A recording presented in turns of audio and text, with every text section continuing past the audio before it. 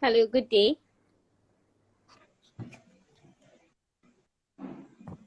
Hola. Hi. Good Good evening, Hafsat. Good evening, Divine. Nice to have you here tonight. Good evening, Salah. Hello, Divine. Hello, Hafsat. Hello, Ima. Nice to see you again. It's a pleasure having you tonight. Um, so we'll start in a few, waiting for our co-hosts. Let's give us 2-3 minutes. Thank That's fine. you. That's fine. So, Divine, are you nervous? Yes, I actually am. I don't think you should be. I think we're dealing with, a common reality facing our country. So, True. I don't think you should be nervous. So, but you get your way around it. It's just fine. Seems like you've done this before. No, I haven't asked Salah. I am one to shy away from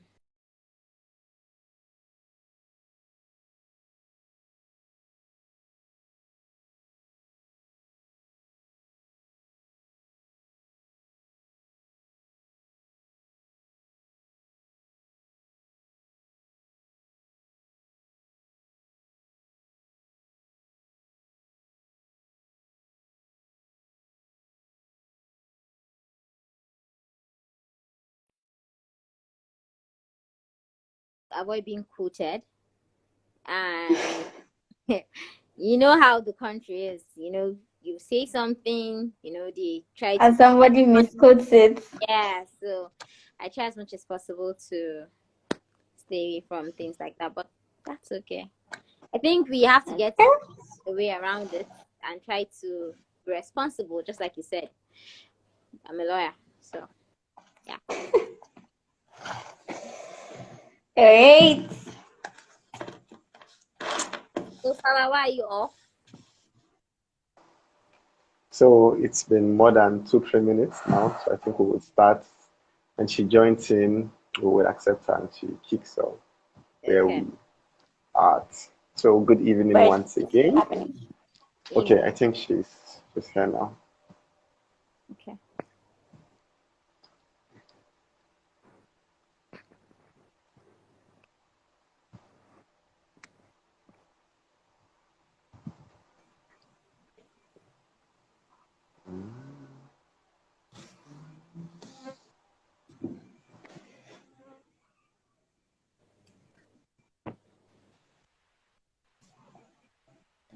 Hello, everyone. Hi. Good evening. Hi, good evening. Good evening, everyone. I'm so sorry I joined behind schedule. It's allowed. Can you hear me? Yes, we Yes, can hear you. Good we are. Okay. evening. Good evening, Yes, Emmanuel. How are you doing today? I'm fine, thank you. Fine, thank you. You are glowing this Okay. evening. I just had to hurriedly put on makeup because I just got back from work. I'm just getting home and I just had to set up my Wow. studio and then come live. So, good evening, Divine, and also good evening, Hafsat. Good Okay, I evening. think Divine left now. Oh, I think she Yes. went off now intentionally, but she'll join us soon, I think. I'm excited to So, be here. I'm excited about today's conversation, and I can't wait for us to dig deep down. All I I can say. Yeah. yeah, so once again, good evening and nice to have you. Hafsat, maybe we should wait for Divine. We'll give her 1-2 minutes. Okay, Is that fine? that's fine.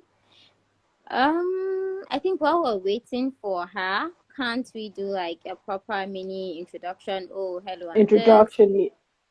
Just so we Exactly. wouldn't viewers already. I don't know, it's just a suggestion. Yeah, I was Okay. also about to suggest that Yeah. too.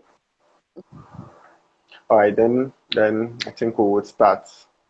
We would start then. I was thinking we would wait for Divine so everyone would see her when we're introducing her. But before we introduce the guests tonight, I would like to introduce my co-host, my beautiful co-host, Anne Obize. Yes, she is a global corporate MC, and she has anchored a lot of events, both nationally and internationally. Please celebrate Mark and Obize tonight. Yay! Thank Yes, you, Emmanuel. she's going to introduce the other guests. Sorry, Divine B is requesting to join. Yes, so Anne would proceed with introducing our guests tonight. Thank you.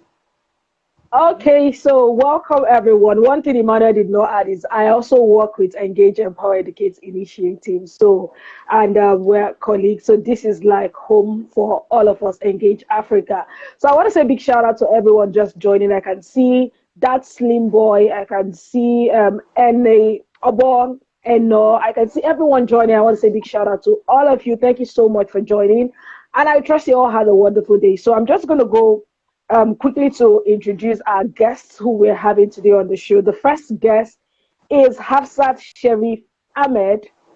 She is an entrepreneur, a lawyer, a research assistant at the Federal Ministry of Justice, and a motivational speaker. She is a member of the International Federation of Women Lawyers, that's FIDA Nigeria. Hafsat has occupied different leadership positions and has supported the girl child and women inclusion in politics. That's what we're talking about today. She also lends her voice against the oppression of the girl child. She believes no child's dream should be limited because she is a female. Ladies and gentlemen, can we put our hands together as we make welcome Hafsat Sharif Ahmed to the show today? Okay, so Welcome, Hafsat. Thank you very much. I'm honored to be here. all right. So I'm just going to quickly introduce Divine. I love your pink hair, Divine. I just love how it's Honestly. glowing. All right. Thank Our you. second guest is Divine Do Ibi. She is a communication expert, a content creator, a humanitarian, a writer, and an editor. She has worked for non-profit organizations that has over the years created safe spaces for women and girls whilst providing literacy program for many others. She also serves as a counselor for teen sex education and is on the board to build and she's on the board of Build to Help Foundation, an organization that carries out sensitization to schools on human rights. Okay, she is also one of the most outspoken voices promoting gender equality, social justice, and youth participation in politics. Divine is a supporter of youth inclusion and development. One of her vision is to achieve generation equality in the communication and design sector, hence designing based on community needs to achieve SDG Goal 5. She loves to travel, she loves to sing and watch football. That's interesting. So, ladies and gentlemen, let's put our hands together for Divine Do Ibi. Thank you. Thank you. Welcome. We're happy to have you. So, Emmanuel, over to you. I mean, with such powerful guests, if you're not with your notepad, please go pick them up. See, mine. There's a lot to learn tonight, and I'm so thrilled. I'm so thrilled to be doing this with Hafsat and Divine. Thank you for joining in our conversation tonight. Thank you. Thank you, sir. Then we'll start by hearing your thoughts on the topic, women's role in Africa's promising future. What do you think about the topic? Do you believe women have a role to play in Africa's promising future? I'll give that question. And what role do you think women have to play? Yes, if you do believe that they have a role to play. Yes, well, let's hear from Divine. Let's hear from Divine first. Okay. Hello, everyone. Welcome once again. So excited to be doing this. So diving straight into the topic, I would say women have a lot to offer when it comes to the development of Africa. And I'll always say our development is, is closely linked to how well we educate women in our society. let me stop there before we go Um, into details. did you catch that? Development is um The, the, the, I'm asking, did you catch that? Development is I, she said it's the foundation. Like she just had to pause there, but I'm still expecting. But she mentioned something important: education, which is the foundation of the development of women in Africa. So, then so I Hafsa, what do think you have we'd to also say? want to hear from Hafsat. What do you think Yeah. about the topic? Yeah. Okay. In addition to what Divine said, there is actually no limitation as to the role of women in Africa. Not just Africa, Africa and beyond, and the whole world. Mm, Women serve as a great impact in the development of our society. I feel without women, our society will actually be lawless. It won't be worth living mm. in. So women in general play quite a germane and important role in our society. And in the course of our discourse, we'll actually, go deep into the topic to explore more. Awesome. Okay, so thank you so much for that. Women play a lot of role, but just we've set the foundation, and I would like to just take it a step further. Okay, can we highlight what are some of the issues? I am also a lady, and I know the potentials of women are enormous. But I would like us to briefly highlight some of the challenges or issues we've discovered that women face generally, that's peculiar to women generally. Can we just highlight that? So is that me or Divine? Okay, so I think Hafsat you can go. Okay, so I think the first key issue that women face generally is that of limitation. Limitation in different perspective. It could be from the mindset of being a woman, then it could be from the general Mm, public society in itself, or the mere fact that the stereotype of she's a woman, she gets she's not allowed to occupy certain positions, or even if she's allowed to occupy certain positions, there is a limitation as to what she can do, therefore casting self-doubt onto women, making them have limitations when it comes to their mindset, making them have limitations as to their capabilities and what they can do to the society at large. Then apart from that, the general challenges we have, the sexual violence, the economic exclusion, the exclusion of women from peace tables and lots more. I won't want to, take over the whole conversation. It's a 50-50 thing. Divine might want to add to this. Yeah, Divine, can we hear from you? Right, so I'll just add to that. She spoke generally, but I'm going to be specific. I'm going to talk about some of the health issues. Some of those are some of the challenges that women face. In Africa and Nigeria today, there are certain practices. I mean, women do not still have accessibility to a whole lot of health facilities, and we still practice things that still endanger, human women, such as FGM. We talk about female genital mutilation. Then we could talk about the gender gap in education. We could also talk about gender inequality generally. We could talk about, economic and social imbalance. There's like a whole gap there. When we look at education, there are over in Nigeria alone, there are over 10 million girls out of school, which makes up for like 60% of girls that are not in school. We could also talk about the social sector and lack of proper representation. These are some of the issues that women in Africa and Nigeria face per se, that we could say. Oh, I mean, these issues are germane. We've talked about cultural issues. We've talked about social norms. We talked about social Yeah. gender issues, gap yeah. in education and a whole lot down to, okay, I don't think we talked about our policies, our legislations, but still on this thought, still on this question, a lot of people, I think even our president, a very influential person in the country, came out and say, women belong to the kitchen. And then also hear thoughts, people have said, The room, kitchen and the sorry, other. the other room, okay, kitchen and the other room. I've also heard thoughts, people have said, women are a powerful, untapped socioeconomic force in Africa. Yeah, and then there are people who argue that women have been given equal opportunities, even more than men, but they've not done anything about it. They've not utilized. They've not released their potentials. So and there are also people who argue that women being great managers of their homes would do so well, so well. Now, how do you reconcile these things? Do you think that women have been given equal access or equal opportunities, fair treatment, just the way men have been given in society? Or are you of the opinion that they have not?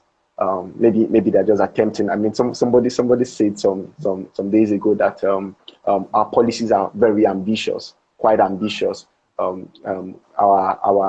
policy affirmation goes to say that women should be given 35% of public offices. That's women should hold 35%.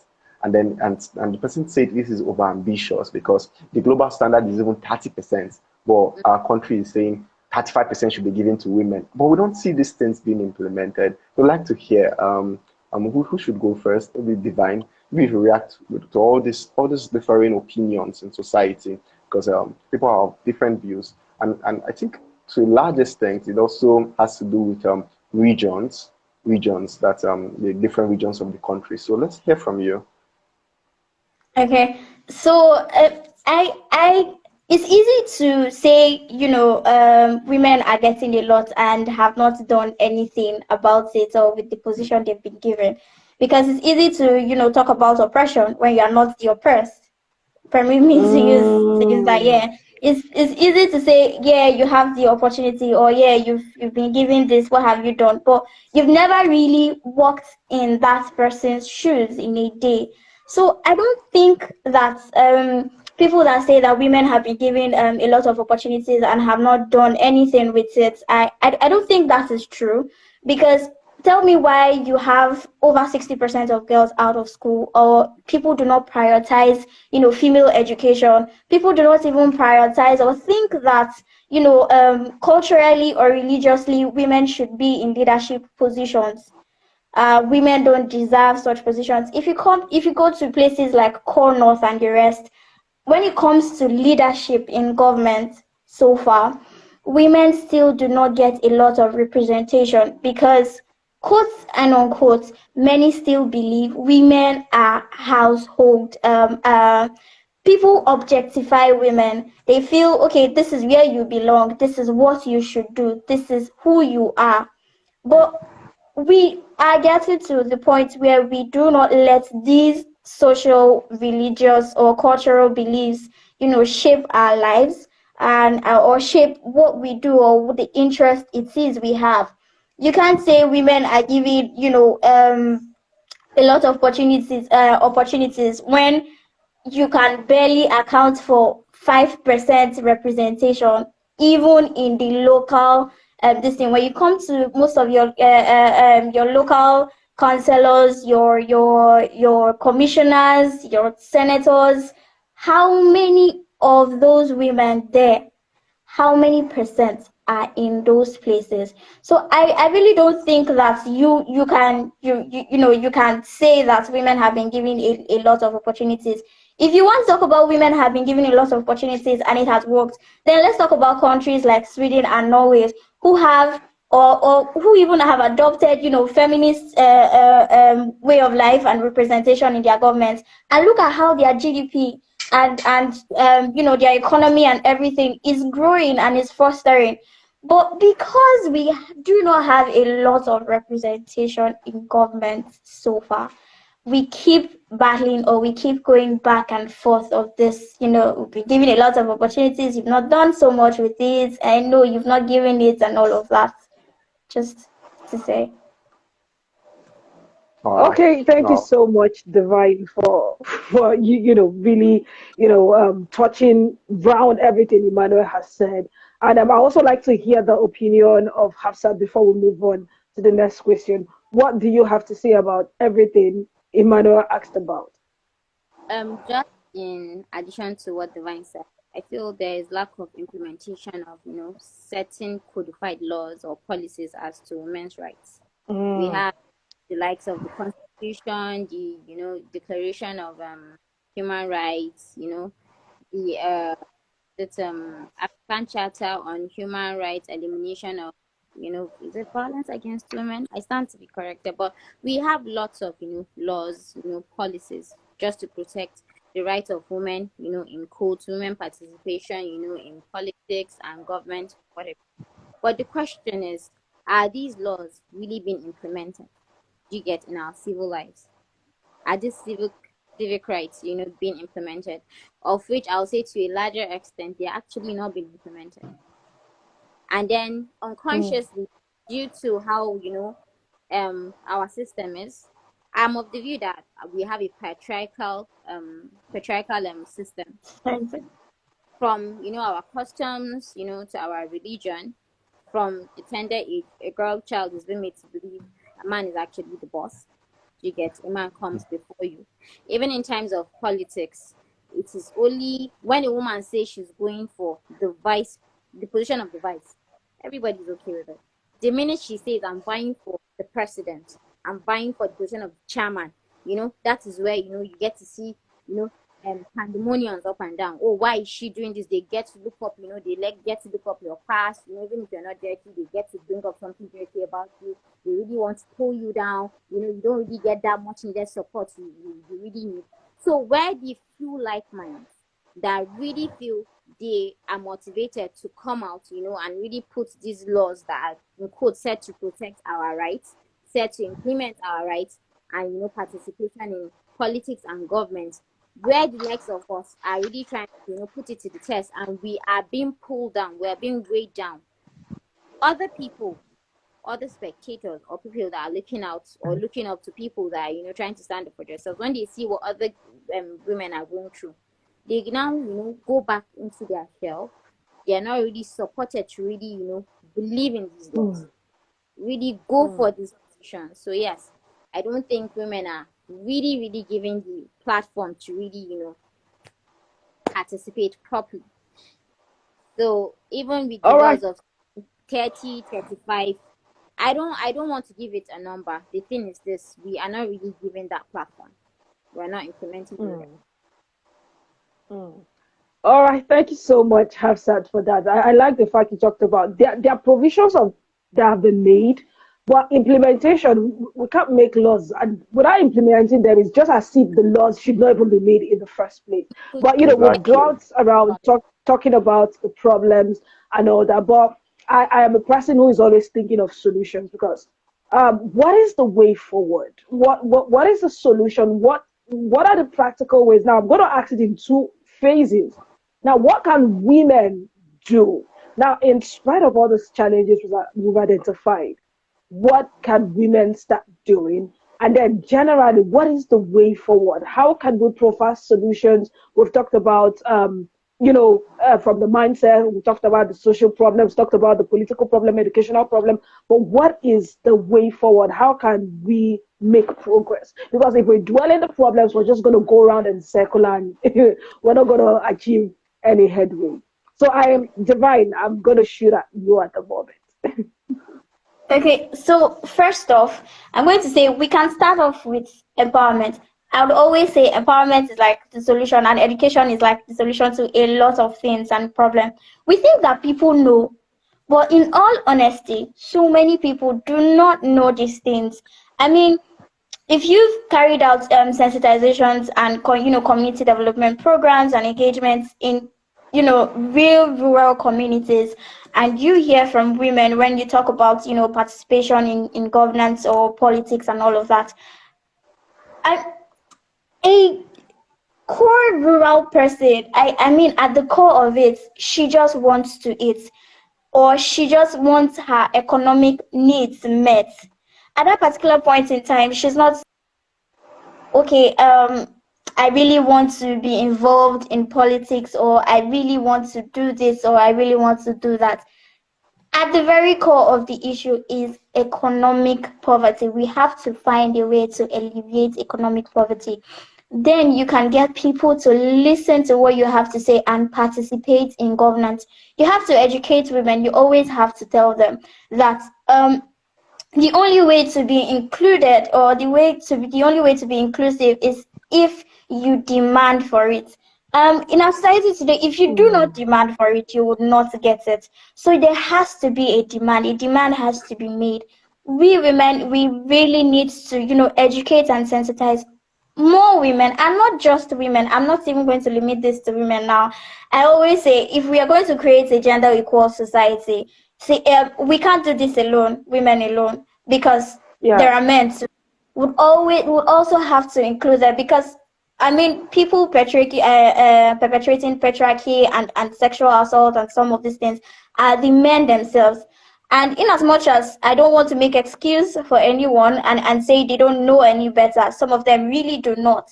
And you have to really tell them, because some of them, it really has been ingrained in their mind that, okay, yes, I am the superior person, I am this, I am that.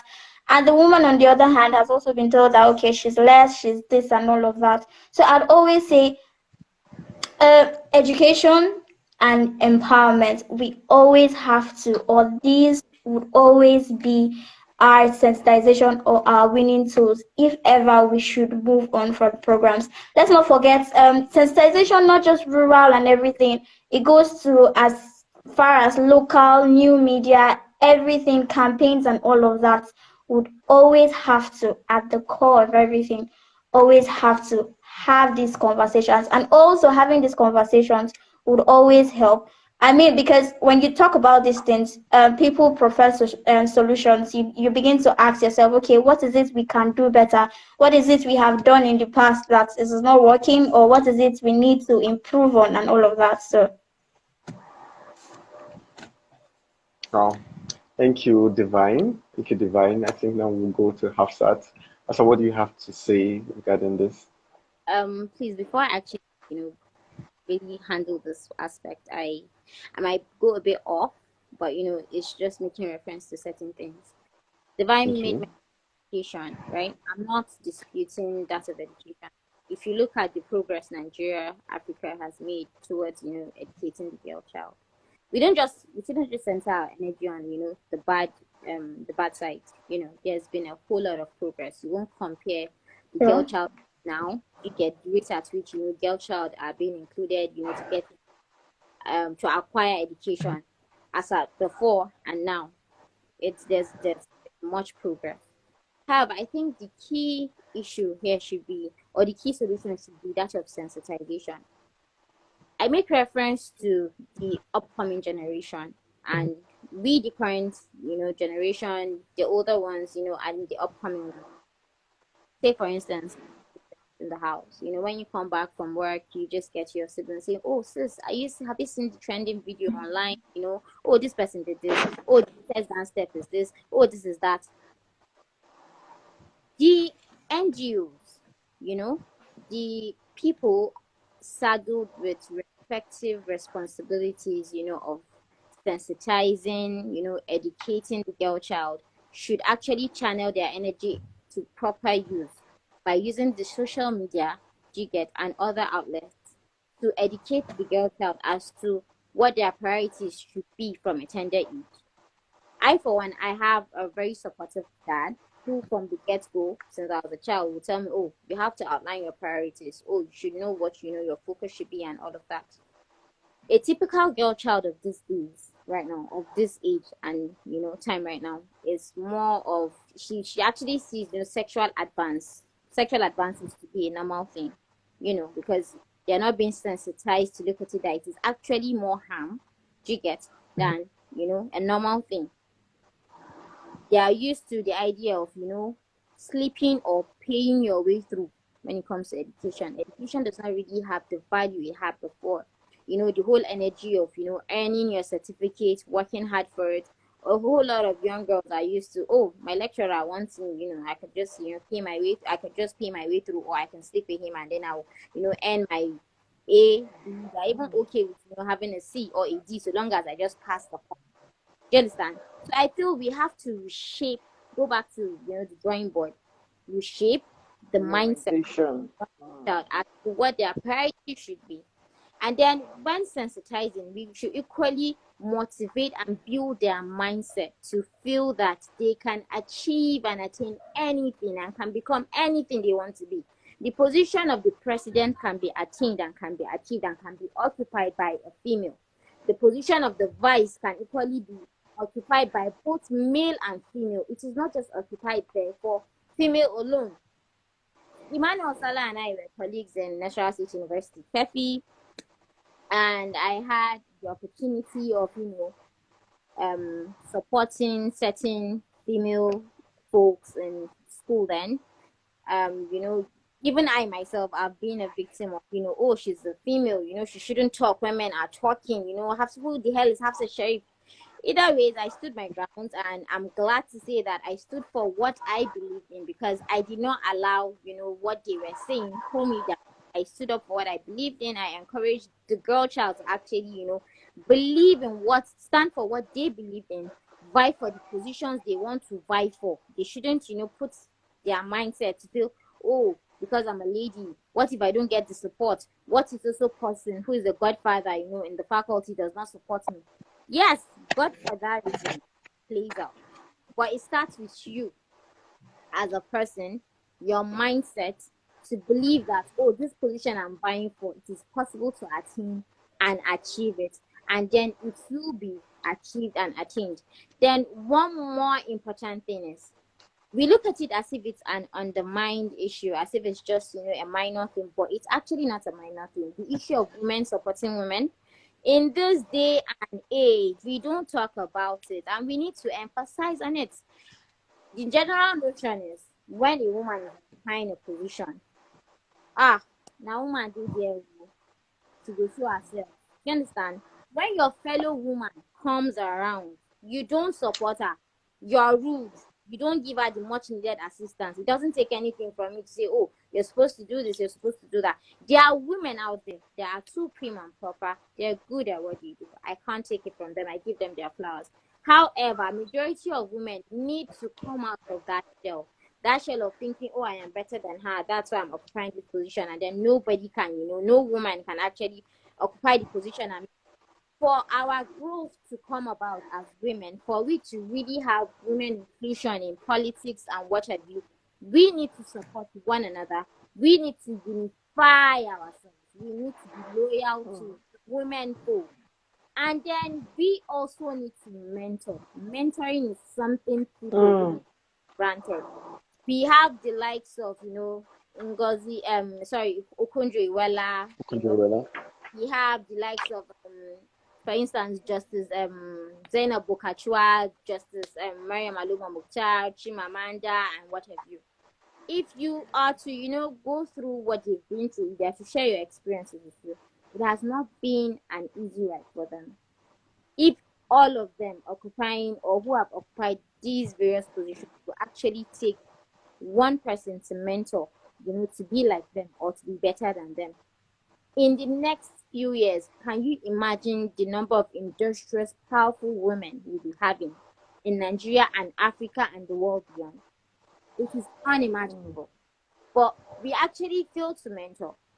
Most girl child feel, when you talk about mentoring, do you understand? When you talk about mentoring, I don't want to actually go and kiss anybody's ass. I don't want to, hold someone's bag. But mentoring is a preview, or was a pathway for our parents. As lawyers, my dad would say, I did tutelage of so many years. These children of nowadays, what do you know? You just want to, to eat your cake and have it, and everything. But it's something we're taking for granted. So this is me, I feel, challenging all successful women. It doesn't have to be women whose names have, made it to limelight. People that are doing, exceptionally well. One thing I find very, very challenging even though a bit, annoying, but yeah, I believe the narrative will be changed, is the fact that in the history of all attorney generals we've had, of the Federation to be specific, there has never been a female attorney general of the Federation in Nigeria. That's because, in as much as we have a patriarchal system, it is politicized. If every lady is, getting back in her shell, saying, "Oh, I need to have a godfather. Oh, it's the position for a man." When will that jinx or that chain be broken?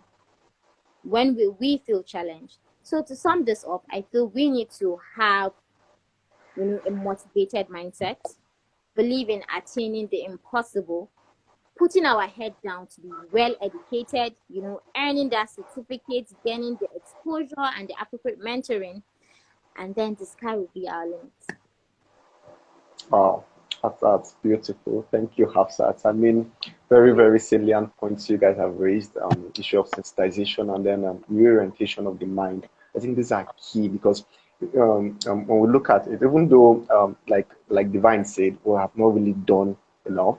We feel we have done enough, but she made a statement. She said, how did she put it? The oppressed cannot have a say unless the oppressor cannot have a say unless they are in the position of the oppressed, right? So I'd like to say this is a global issue. Actually, it's a global issue because look at the US elections. Some people feel Hillary didn't win because she was a woman. I mean, if she was a man, she would have won. But a lot of people feel she didn't win because she's a woman. Until today, there are still debates about Ms. Truss coming in as prime minister. A lot of people feel, why would we have Ms. Truss rule or lead this nation? Why would she lead the men? So this is a global issue, and even on a global scale, Africa scores above the global average. Funny, with countries like Ethiopia having female president and Rwanda and South Africa that have been able to achieve a gender balanced cabinet. I mean, you look at this country. These are our neighbors. Even they're not far from us, and they've been able to achieve this. So it tells us that this is possible. This is possible to achieve. And then you look at the body language of our legislators, because even as much as we may not want to admit it, the laws play a critical role in fostering gender equality and bridging the gender gap in the various sectors. The laws, the legislations play because society conforms to laws. Society conforms to laws. So people will be born tomorrow. They meet these laws. It becomes a norm to them. You may struggle with it, but the future generation won't struggle with it because they came and they met it there. So laws play critical roles. Critical roles. People will gather final thoughts now. And what do you think? Do you have any question for them? And then our audience, if you have questions, please you can drop them. Yeah. So thank you so much, Hafsat, for the part you told. It's really the mindset. I'm key on the mindset. I know it all starts. There has to be a whole lot of overhauling of the previous mindsets, and sensitization is the way forward. And thank you so much for that. I also want to say a big shout out to everyone dropping a comment. It's coming in so fast that I can't even, begin to acknowledge and read your comments and questions. But thank you so much. Feel free to share this video and also share your thoughts in the comment section. The theme for our discussion today says women role in Africa's promising future. And the question I want to ask is, I wrote it that I said, suggest ways in which you can get more women involved in Africa's development. Okay. So anybody can go first. I don't want to. Hafsa, do you want to go first or should I go first? If you want to, why not? You could say what's on your mind. I think I spoke last, so let me give you the avenue, please. All right. So first off, how do we get women to be involved in politics? In Africa, right? In Africa's development. Yeah, politics in Africa. Yeah. So first off, it is very important that we create safe spaces that women can come into. when we look at our political parties, most of them are not even structured to even have, women leaders, or, at most you have, the women leader of the party at most. But when you go to other, Key other positions. positions, yes, or provisions are really not being made. Also, I think one of the ways we could get women involved in Africa's development, especially in politics, is to always ensure that they feel safe. I think one of the reasons why women most of the time shy away from, politics is sometimes the violence involved. As a woman, we all know stats like one or sometimes two out of every three woman has, either been sexually harassed. Come to the political scene, it's even much more worse. Sometimes when you hear from this.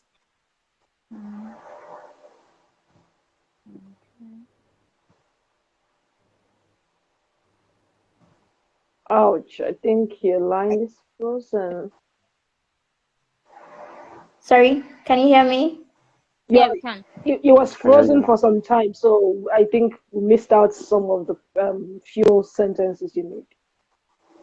So where was the last thing I said? I was talking about, sometimes creating safe Violence. spaces in politics, Violence. yeah, violence in politics is one of the reasons why I feel like most women shy away from politics as a whole. If you look at I'll just point to Natasha. I think Akpoti, she was one time vying for a position in Kogi, and she constantly Kogi. spoke about how she was being threatened, how, I think a case study, her house was burnt. Still in Kogi, we have situations where women had their houses burnt and were sexually harassed. And if you talk to other women in certain different parts of Nigeria, one of the reasons they highlight not, being invested, or sometimes they are actually invested and they, all of a sudden just drop out, is because they've had sexual threats, they've had death threats, they've had, one thing or the other. So I think one of the ways we could get women involved in politics and in Africa's development is the fact that we have to create safe spaces for women. It is very, very important that women's working space is safe enough. I mean, you get the very best out of a woman if she knows that she is safe whilst doing this. I mean, I'm not just even limiting this to politics alone. I'm talking about wherever, in general office, on the road, where, in the marketplace. If you can assure that a woman is safe and all of that, you get the very best out of her. And like I earlier stated, I'd say would have to work hand in hand with, I mean, like Hafsat also stated, it's been a long time coming, and I wouldn't say we haven't made progress. Of course, there are progress, but there's still a lot more to be done, and that can be done. And we can also talk about working together with men in order to achieve this, safe spaces, campaigns, CSOs, civil organizations, working to, probably sensitize and thugs, NURT workers, people on the streets, most times men and young men, because most of the times they are the ones that are being used to, threaten women in their participation in politics and development. Oh, that's profound. Thank you, Divine. Thank you, Divine. Hafsat, Divine has spoken a lot about safe spaces, safe spaces. You're a lawyer, and a lot of what she spoke about are offenses that even our laws have provided punishment. But we see that this thing still thrive in society. As a lawyer working with the government, even, what do you think? What do you think we can do? What do you think we can do to protect our spaces, protect or create a safe environment for women? Okay. I Let's deal with reality. She spoke about having safe spaces. The question is, do we really need to depend on, people to give us the safe space? Do we really need to depend on people creating You that? know, I wanted to ask that question. But I think that if we are, I am of the mindset that nothing is actually impossible for a lady, right? And then the only thing that when we talk about safe spaces, the only that the first thing that comes to my mind is, oh, if I feel I'm not safe, a man has to protect me. If he stops those sexual advances, stops trying to pull me down, I'm going to be successful. Okay, sweetheart, let's deal with the fact that we have the predators out there. All right, we have people trying to pull us down. And last time I checked, we have I know of ladies that do taekwondo classes, as a way of self defense. Tries to not in Self-defense. case something comes up.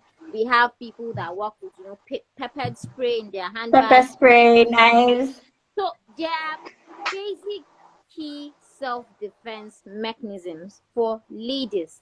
I don't think we condition our mindset into thinking we need to be given that safe space, or that safe space needs to be created for us. We should man up. I'm not going to use the word woman up. Do you understand? Put your mark in an environment. Put your foot down. I won't let any man, cross the line or the boundaries with me, and it will be done. But no, we keep conditioning our mindset to, oh, I have to dance to my boss's tune, else I'm not going to progress. You are in a government office, for somebody that's under the employment, of a government organization, or even if Yeah. you're a private organization, there's a contract as to that employment. If your boss or some man makes, sexual advances at you, and you put him in his place by making things clear and square that I'm not interested in this. I'm not that kind of person, and I'm not gonna give into it. And he pushes further. There are legal means. It might, be a bit difficult. It might be challenging. It might be draining. But if you keep feeding to the vibe of, oh, it is tiring, oh, it's gonna take a while, then who will start standing up for who? Who will show the younger ones coming up? Who will give them an example? Who will set the pace of right things, or the right things being done, or the right things to be done? We don't need to create. Also, we don't need to wait for safe spaces to be created for ourselves. We should create our own safe space. We need to send a message out there. We are not to be messed with. Awesome. We are not sex toys. We don't want to be sexually advanced at. Look, some of these women are not actually saints too. There are some women, that's why I said the mindset. There are some women that from the get-go, what they're already used to, because they didn't have supervision, of how they use their phones, what they came about to know, their experience while growing up. They're already conditioned to think, oh, I'm just a sexual object. I can sleep my way through any position, I can pay my way through. We need to go back to the drawing board. Be sensitized, the girl child, even the male child too. We need to Yeah. actually sensitize, because it's a two-way thing. But I know that yes, Yeah. women are more on the disadvantaged side. You get? We need to actually make them believe that they can contribute much more greater quota to the society, rather than settling for being sexual objects, or paying their way through to get to any position they are aspiring to be in. Then they should also believe in the law. I know that it is a bit tiring, it gets frustrating, especially when your cases go to courts, and then the long procedures involved. Thank God we have the administration of the arbitration, conciliation, and all other avenues for Alternative dispute resolutions. So with that at hand, we didn't give up, in the process. It's a bit, tiring, but we need to, self motivate. Yeah. Then Wow. Thank collectively you. ourselves. Thank you, Asad. Thank you, Asad. That was awesome. Um, and you want to say anything to that?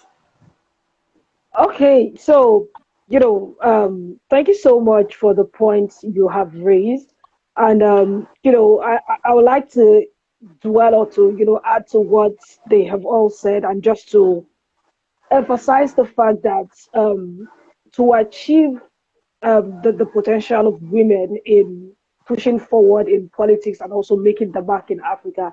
I think the men has a role to play because we're not just living in this world Yeah, alone, and the friend. sensitization has to, because if we do it on our own, if the men don't know that these women too also have potentials, I think that reorientation, starting from the grassroots, starting from the family, the Mm, parents have to teach their sons how to treat the daughters well, and also treat the daughters that your dreams are valid, that you're not just meant to, if you dream it, you can become it and you can go for it. So mm, it has to, everyone listening, everyone here, we all have a role to play. Because I've recently, like, if you know, you followed my post, I recently started becoming interested in politics because I used to be like, what will be, just go Sarah Sarah. But I've discovered that women are good managers. Women have a lot of potential. And if you've seen the way they handle homes, things are progressing. That means if women become intentional and start handling offices, then a lot of things will become better. So we need more women to actually go in there.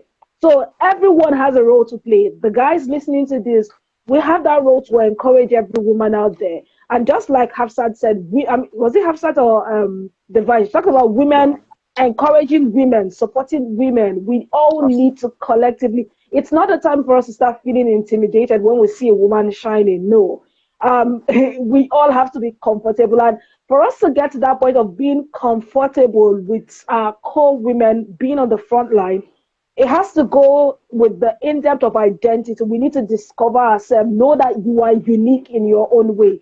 When I know that I am unique, I can't be divine, I can't be Hafsat, then I am going to cheer on Hafsat when I see her moving forward, and the same thing with divine.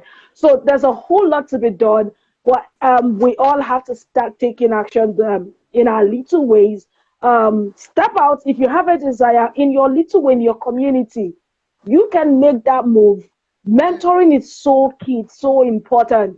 We cannot get to Chimamanda, we cannot get to Ngozi Okonjo, but there are little girls in your community, in your environment that you can begin to bring up and say, okay, read this book. You can say, okay, what are your aspirations? Your dreams are valid. And by also showing up intentionally, we can pass the baton round. So we all have a role to play. That's just what I want to contribute. Thank you very much, Mark. And that was amazing. That was amazing. I mean, I've been able to streamline a lot from the conversation tonight. And these are strategies we would employ, campaigns we would get involved in.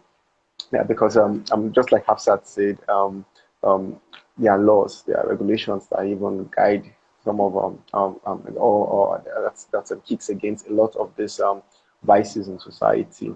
So, but it seems like the body language of the judiciary even does not speak so well. Yeah, because just like you said, you can go on and on litigating these matters for years, and then it feels like there's no justice. I mean, look at the recent case, the recent judgment that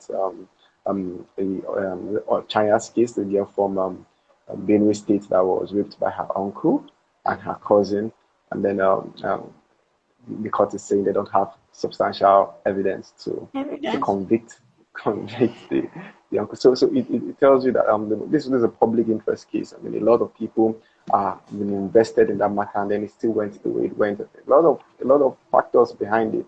A lot of factors behind it. So it shows that the body language of the judiciary also is not convincing enough. It's not convincing enough that look, we want to fight against these vices. We want to create that environment. And so, just like Hafsat said, we must create that environment ourselves. I'm not a lady, but we must create the environment ourselves. Thank you, Hafsat. Thank you, Divine. We will get your concluding thoughts before we close. So, who wants to go first? Let's wrap up your I've thoughts. been quiet for a while. How about you go first? Divine, yeah. I support the motion. I second the motion. Okay, I don't know. Wrap it up. I'd say everyone has a role to play. From the young girl to the middle-aged woman to the full-grown woman and adult to the men to every other person in the society.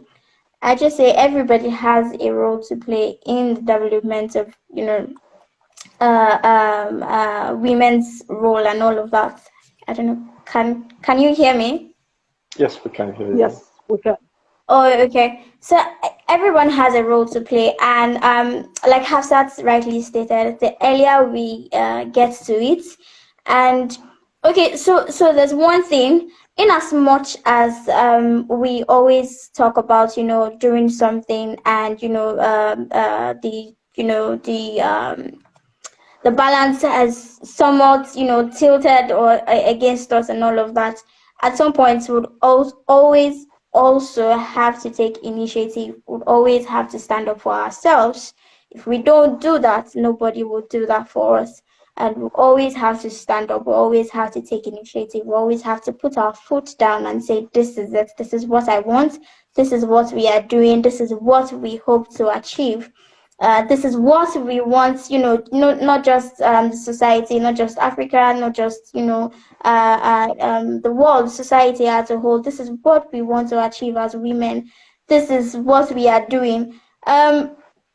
Enough of when I say this, I mean, with all respects to, people and probably victims and survivors, I say we really need to, stop, victim playing at most times. We have to, we can't always say and say, okay, we are the lesser people, or we can't do this, we are the lesser sex and all of that. Generalized. Or we always have to stop saying, yeah, the, thing is always tilted against us. We always, do not have an advantage of all of that.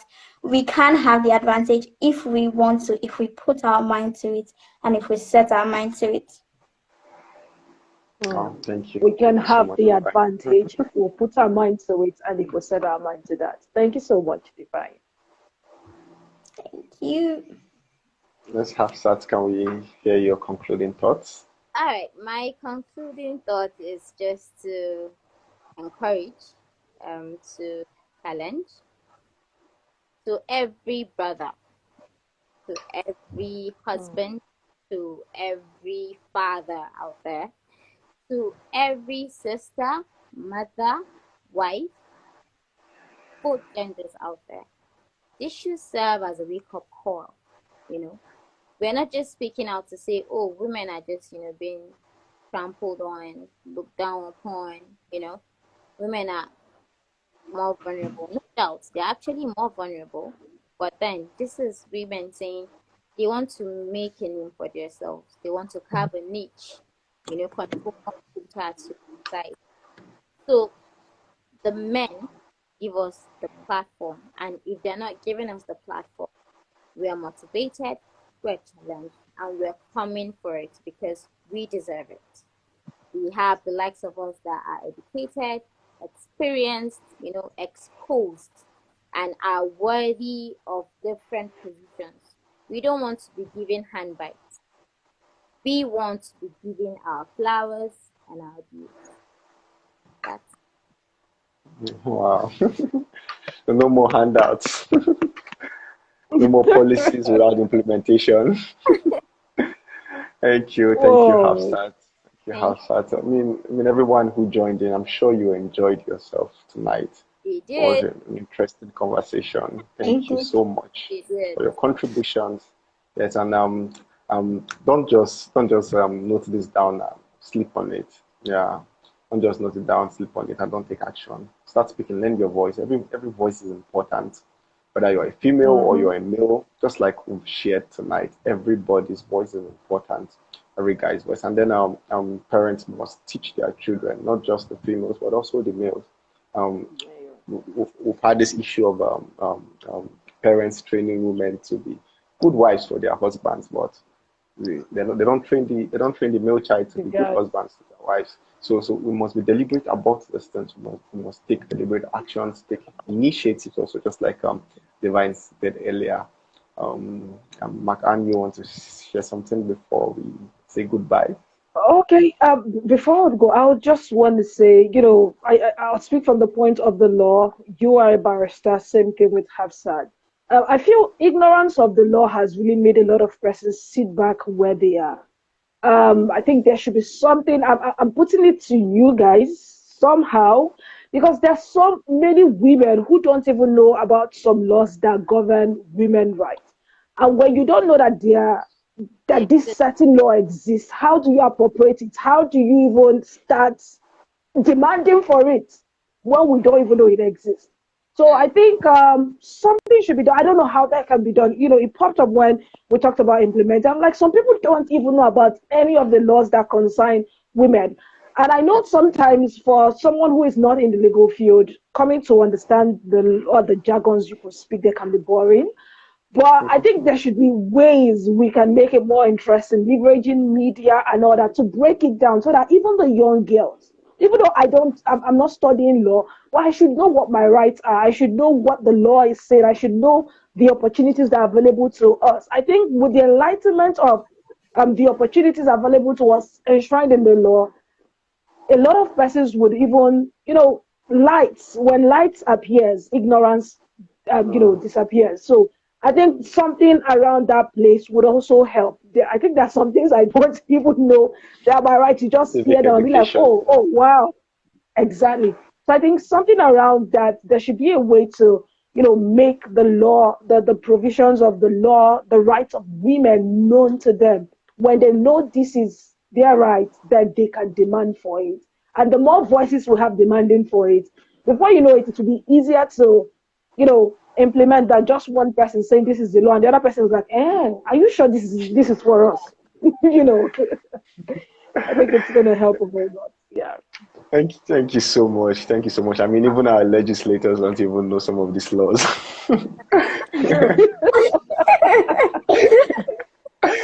True. Thank you so much, Hafsat. Thank you, Divine. It was great having you. We hope to have more of you. Yes, Same thank you for lending your Yeah. voice and standing for here. justice, building strong institutions, not just in Nigeria, but globally. Thank you. And thank you, my co-host. Thank you for being a great co-host. Yeah, It's nice and then to thanks to everyone who joined the broadcast. Because without you, we will not be here. So we want to say thank you. Let us know what you learned. The live replay, I'm sure it's going to be here. You can watch the replay, share it. Let us know what you learned in the comment section. Let us know and tell us what you're going to start doing. We want to see them. We want to read from you and do well to, follow Engage Africa and every activity we have. And most recently, if you are in Abuja, whether you're a woman or a man, if you're in Abuja, there's a training coming up on Thursday, and I want you to leverage, to take advantage of the opportunity to training on digital marketing for beginners. We have a Facebook ads expert who's going to be training on Facebook and Instagram, which is, we're using that platform. We need to learn how to use it, how to leverage it and utilize it to promote our businesses and everything we do. So I want to make that open call to everyone based in Abuja. It's happening on the 15th on Thursday, 10 a.m. The link to register should be in our bio. Emmanuel, I hope I'm right. But look for the Yes. link somewhere in our bio and register. You'll get a confirmation, and we look forward to seeing you on Thursday, 10 a.m. Bye-bye. See you. Bye. Hey, All right. Bye. Bye. Good night. good night.